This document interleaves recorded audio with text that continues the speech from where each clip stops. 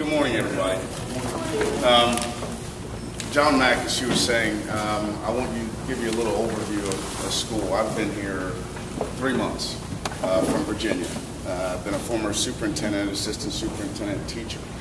I was asked to come here, and initially I wasn't all that excited. The invitation was such that we need your help turning around what may be one of the worst high schools in America. Well, that got my attention.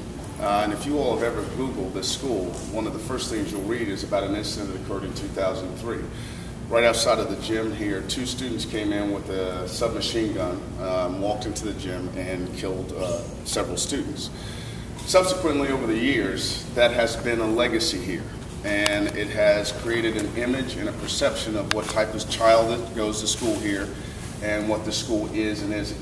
This school actually loses about 8 to 10 kids every year in our community to murder. As a matter of fact, this year, after graduation, a day after graduation, one of our students was killed. And then for me, being not from here, it's kind of unusual to see how accepting that is. It's a norm.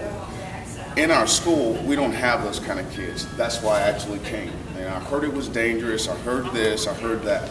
I came and spent about 2 weeks here, and I visited the school and I visited classrooms. I did not find one child in this school that had that attitude, actually presented themselves that way. As a matter of fact, they were exactly the opposite. They're frustrated by what they hear. They're frustrated about their image. This school has a legacy that goes back, 1869. I can't run into anybody in New Orleans that doesn't know this school and give me an opinion about it one way or the other. 90% of it's not good. So when I took over this job, one thing I know about change, people do not believe change until they see it. And so creating a new environment, you may think it's a simple thing, but it is not a simple thing. The impact it's already had in the last several weeks when students come into this school who've been here and they walk the halls and I take them on tours just to show them walls. This group also, and the group before you, set up a book room. These are kids who haven't been handed a book in years. My very first day on the job, I walk into a room and they were with me. There was a room with books this deep all across the room. Never been opened, brand new. They've never had those. So they created a book room. We're actually going to give them books for the first time.